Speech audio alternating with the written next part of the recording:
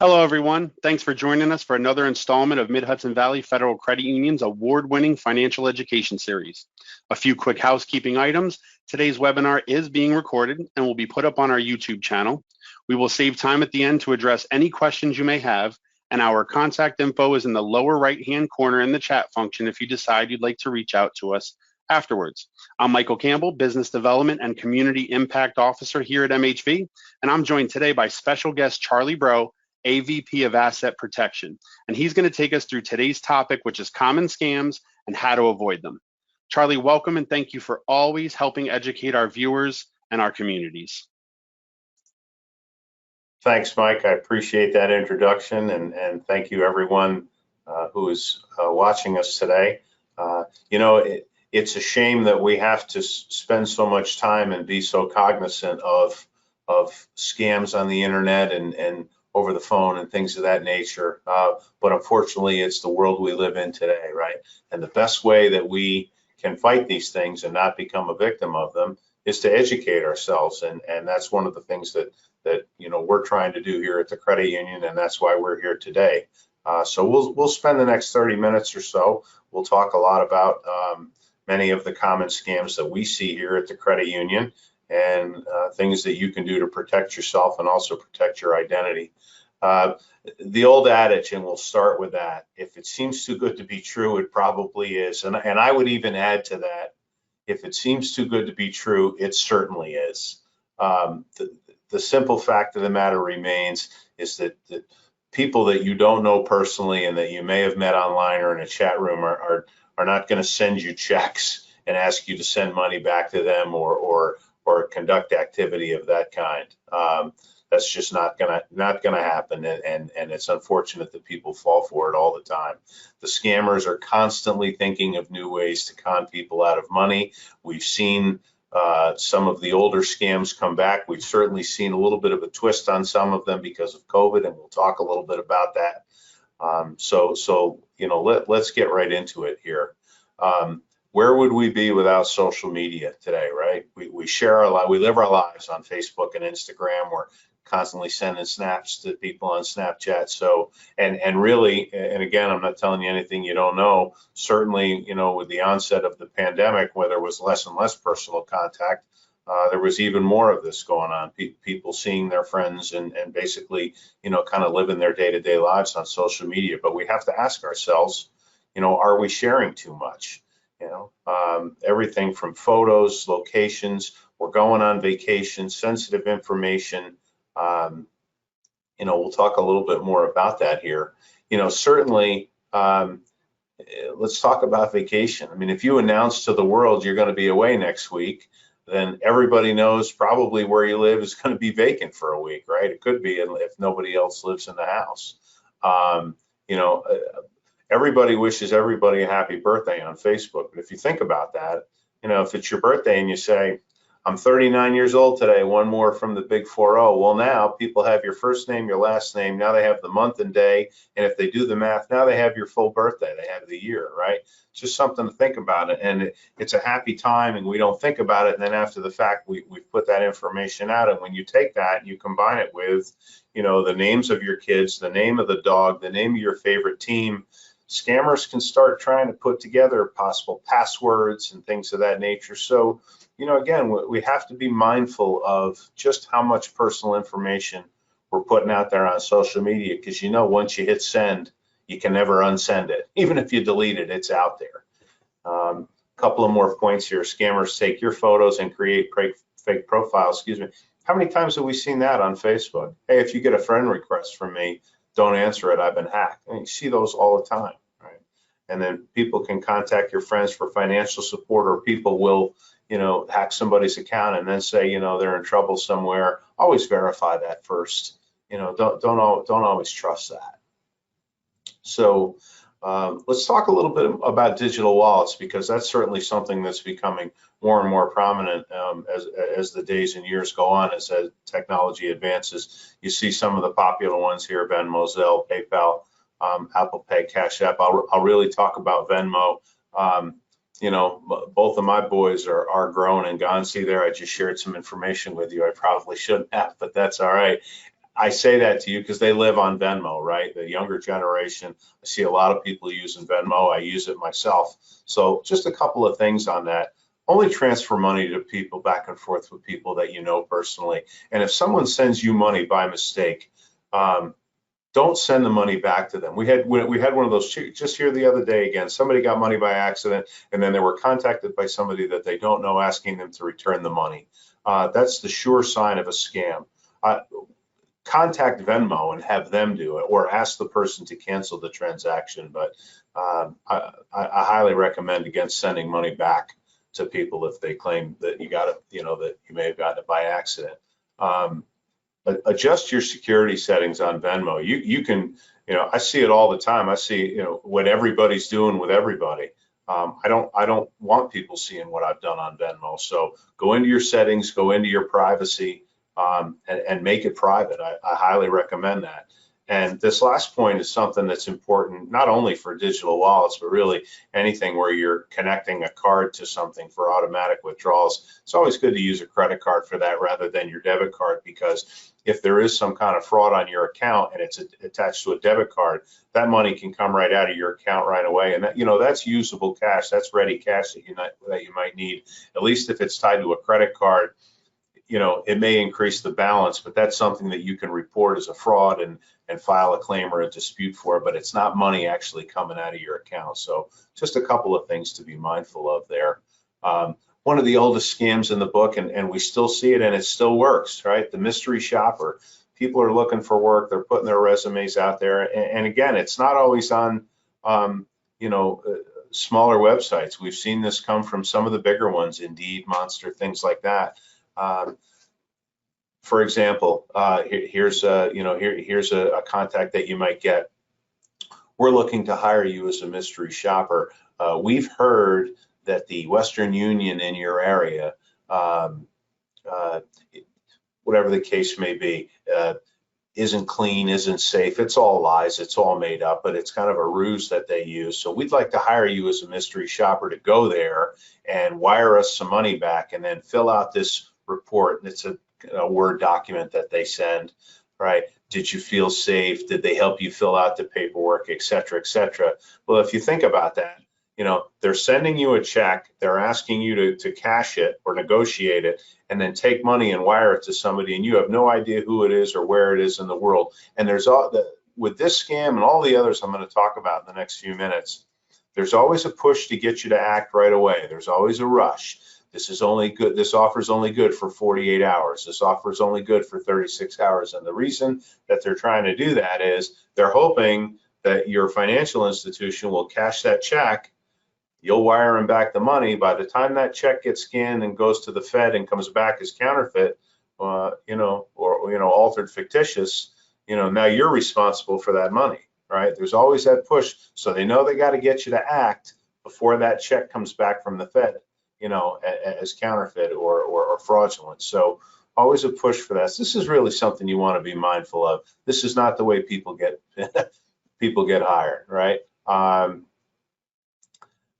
The lottery winner, again, that's one of the oldest ones we've seen. Real simple. People don't win lotteries that they haven't purchased a ticket to. People don't win second prize from a lottery, from overseas or whatever the case may be. And the scam is, congratulations, you've won second prize, you've won $500,000, $1 million, whatever the case may be. We'll send you a check for the taxes. You have to cash that check and then wire back the money. Once we get the tax money, then we'll wire you the winnings. And people just get so caught up in, we've hit the big one and now we can pay off all the bills and help the kids and whatever else. That little flag that should go up in the back of their heads doesn't, but you have to act right away. You have to act within 48 hours or the deal is off. And so they rush to the bank and try to get that done. Always a scam, right? Anytime that you are asked, you get a check in the mail and are asked to wire money back, buy gift cards and scratch off and send the card information, that's a scam. Let me just slide to the next slide here. The overpayer, again, this is not new and there's been some spins on it, but people are selling things on Craigslist Craigslist, Facebook Marketplace, online. You know, you sell something for $150, and of course, it's never personal contact. It's never on the phone. It's either email. A lot of times, it's text. Right? You sell something for $150, you get a check for $1,150. You're looking at the check. Wow, that's strange. So you email or text back, and you know, there's always a story. Oh, I was traveling for business. My mind was in other places, or I was buying more than one thing online at the same time. I must have got the amounts mixed up on the check. But listen, you know, I don't want to wait for my merchandise. You don't want to wait for your money. So just cash the check and wire me back the $1,000. But listen, I'm leaving for Houston tomorrow, or I'm leaving for Kansas City tomorrow. So can you do it right away? That's the push to get you to act right away. That check comes back, the money's gone, you know, and then, you know, we're dealing with a loss, or the member's dealing with a loss. So kind of a spin on that is the shipping. So instead of saying, hey, wire me back the extra, the scam here is, oh, the extra money's for the shipping. Can you send the money to the shipping agent? If somebody's buying something online, that's their responsibility to deal with the shipping, not the person that's selling it. Or we've also seen, if they're working with somebody locally here in the area, oh, listen, cash the check. I'm going to have someone come to your house to pick up the item. Can you give them the money? And but the person's only available tomorrow. Can you do it right away? There's the rush. And, you know, we've seen instances where people not only have lost the item, but they've also lost the money. Then the check comes back bad and the people are gone, you know, and all we have is, all the authorities have is a phone number, a text message to go off of. So anytime like that, where there's extra money to be sent back or given to somebody, we want to be very, very mindful of that. Your antivirus is expired. I can't tell you, and some of these stories are heartbreaking. How many times we've had, oh, I got a call from Microsoft, or I got a call from, Google or somebody. Let's be clear about something. If your antivirus is about to expire on your computer, no one is going to proactively call you. All right. The antivirus I have on my home computer, if my subscription is about to expire, I might get an email, hey, you're up in a couple of months, but no one calls and says, hey, can you log into your computer and then give me remote access? Right away, you should be hanging up the phone. We know that that's a fraud, right? And so that scam is, hey, we've determined your antivirus is expired. We're going to help you fix that. Can you log into your computer and then give us remote access? Here's the instructions to do that. Oh, now you're entitled to a refund, and we want to make sure you get it. So can you log into your home banking while we're here? Because we're going to make that deposit. We want to verify that you got the money. And if you just think about that for a minute, people are now on the computer, they're logged into their home banking where all their account information and balances are, and somebody out there in cyber world is also looking at the same screen. I mean, that's just a recipe for disaster. So your antivirus is expired. That's a scam, right? You can go directly through the websites, or you can go to a computer store and have that taken care of. But that is definitely not the way to go about that. Just click into the next slide here. Identity theft is it really has to do with anxiety, right? Because when people find out that, oh, somebody tried to take out a loan in my name, or somebody got a credit card in my name, there's that immediate sense of anxiety. There's nobody to go get. There's nobody to point the finger at. It's somewhere out there in cyberland, and it's the kind of stuff that keeps you up at night. So we'll get into this a little bit. We'll talk about it, and we'll talk about some ways to prevent that, and also, heaven forbid, if it has happened, some steps that you can take. It's defined here very clearly. It's when an individual's personally, you'll hear the term PII, personally identifiable information. When an individual's personal information is stolen or used by another to impersonate them, and it's always for some fraudulent means by deception, right? A few types of ID theft: a driver's license number, a social security card, or again, what I just talked about, PII, personally identifiable information. About 1 in 15 people at some point in their lives will be the victim of identity theft. There's an identity theft somewhere about every 2 seconds. And this last point is an important one. Over 1 million children in the U.S. were victims of identity theft, and that was several years ago now. So again, we want to be mindful of, if you have children and they're coming into their teens, that's certainly something that you want to look for. Really, nobody under the age of 13 should have a credit report on their Social Security number, unless they've been linked to an account or something like that. That's one thing. But around the time when if you have teenagers and you're starting to, they're going away to school, whatever the case may be, maybe we're looking at that first car loan, maybe we're looking at that first credit card. It's a good idea to have their credit reports checked, and you can go to annualcreditreport.com, and we'll talk a little bit about that in another slide. Ways to identify that your ID's been stolen, very simple, and this is common sense, folks. You see withdrawals or you see activity on your account that you can't explain. You suddenly don't get bills in the mail, or I would add to that, or you start getting bills in the mail for credit cards and lines of credit and things, mortgage, heaven forbid, that you don't recognize. So not only do you stop getting bills that you used to get, but maybe you start getting bills that you've never gotten before. You're getting calls or contacts from debt collectors about debts that aren't yours, or there's unfamiliar charges on your credit report. We'll talk about monitoring your credit in a later slide here. So again, how do I protect myself? I highly recommend a shredder. I mean, so many people are getting pre-approved credit card offers in the mail. People love to grab those if they've been discarded either out of the mailbox, which we'll talk about in a minute, or through the trash.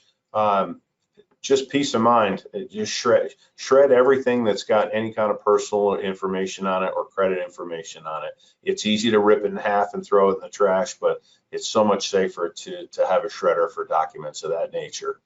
Monitoring your credit. I talked a little bit about annualcreditreport.com a minute ago. That's a real good site to use. Federal law allows you to get one credit report from each of the 3 credit bureaus per year. It's a very good idea to do that. I believe during COVID, and you can check on annualcreditreport.com, I believe they were even doing them even monthly or weekly. So, take a minute and go look at that website. It's a really, really good idea to monitor your credit. It's not difficult to do. I tell people, once you start doing it, you'll get into the habit of doing it, and it's a really good thing to do. And again, it helps you sleep better at night, and that's always an important point. And you can sign up for credit alerts through your credit card company or through your financial institution. Mid-Hudson Valley, we offer the Perks package.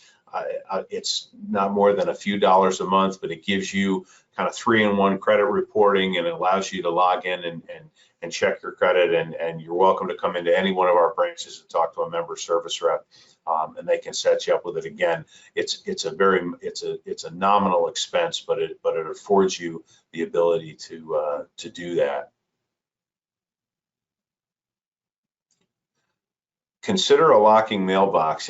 Again, a post office box is one thing, but a lot of us like to just be able to go down to the end of the driveway and get our mail. But go to any of the home improvement stores, go to Home Depot, Lowe's, True Value, any of those, and you'll see locking mailboxes where the postman can put the mail in through the top, but then the mail drops down into the bottom of the mailbox, which you need a key, usually a round called a barrel key, to open it.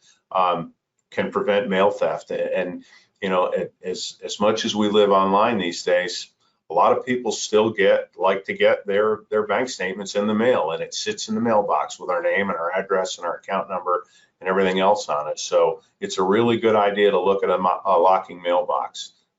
Again, it's a good proactive move to prevent anything ever being stolen from you that way. Changing passwords, it's so important, and I will go through this slide, but here's the number one thing, folks. The password to your online banking should not be the password to Facebook. It just shouldn't be ever. I know it's so easy. People go, oh, I only have one password and I don't have to think about it. If that password ever gets compromised, then everything that you have it tied to is compromised.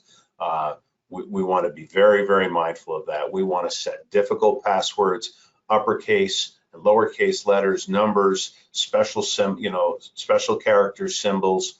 And again, we talked before about sharing information on social media, the kids, the dog, the team, all of that. things that aren't tied to that, things that people don't know about us, things that would be very, very difficult for a scammer to try and come up with. It's also important, as you see here, changing passwords every 60 to 90 days. It's a very good idea to do. And again, helps you sleep better at night. You're on top of it, you're monitoring it, you're changing your passwords. It can bring some comfort there, certainly. Setting account alerts. I have them set up for me. Obviously, you can go right through our website and it will show you how to set up account alerts, where if you have a withdrawal over $150 or $250 or a deposit over a certain amount, you get a text message, you get an email. Again, it's a good thing to do. It's not difficult to set up, but if there is ever any big activity like that that you don't realize, you'll be alerted to that very quickly. And you can also set that up on your credit card. We've all seen those commercials where somebody gets a text message, hey, did you just authorize the purchase of a boat in another state or something like that, as an example. You can set those up through your credit card companies. And again, in terms of anything that you have with the credit union, you can set up the account alerts as well. Freezing your credit is a real good idea. It's like locking the door to your house. When you freeze your credit through the 3 credit bureaus, nobody can open credit then in your name. The important thing to remember is neither can you. So if you freeze your credit and then you turn around in 6 months to buy a new car or refinance your house, you have to unfreeze your credit. It's basically locking it so nobody can apply for credit in your name or get a credit approved in your name, but then you have to unlock it when you use it as well. So, again, you can go through Experian, Equifax, TransUnion. You can look on their websites. It's very simple to do, and they'll walk you through the steps. So as I mentioned before, if you ever do become a victim of identity theft, this is a great website, identitytheft.gov. I highly recommend it. It's run by the Federal Trade Commission.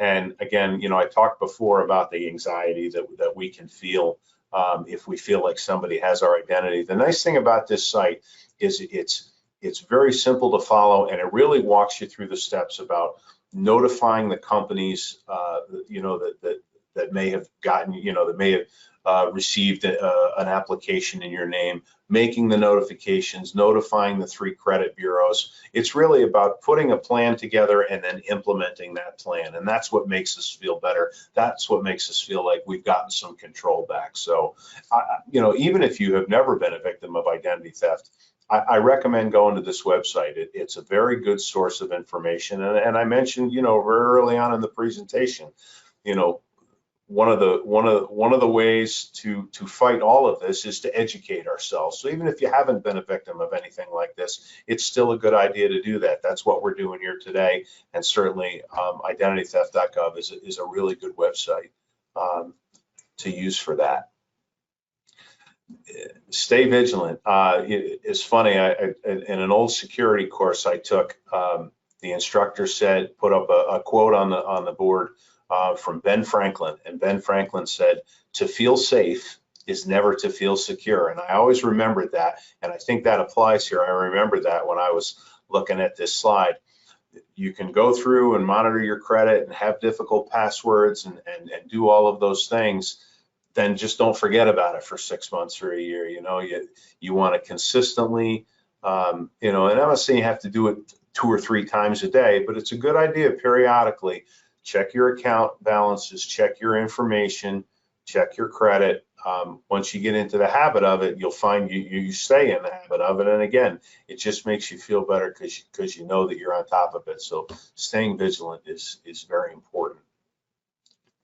The credit union has put together a really great publication here that is downloading this free guide, The Basics of Identity Theft. If you go to our website, right there on the banner, you'll see the link that says Learn. When you hold over that, you'll drop down. There's all these podcasts. There's several articles that a number of us have written. In that list is fraud and security. If you click on that, it'll take you to a new page. You scroll down in the fraud and security section, and the link to download this guide is here. And again, it's a very helpful guide just to help you protect yourself from identity theft. So I certainly suggest taking a look and downloading that. So that's everything I have today. I hope that you were able to get some useful information out of this. And again, feel free to visit our website. There's a lot of very good information there. Please take a look at those websites that we talked about. And I just want to thank everybody for their time today. And Mike, I'll turn it back over to you. Great, thank you, Charlie. Those are all real great tips and tools for folks to use in their day-to-day lives. Thanks for joining us today, everyone. We look very forward to seeing you at future webinars. From all of us here at MHV, have a great day, and we will see you next time. Take care.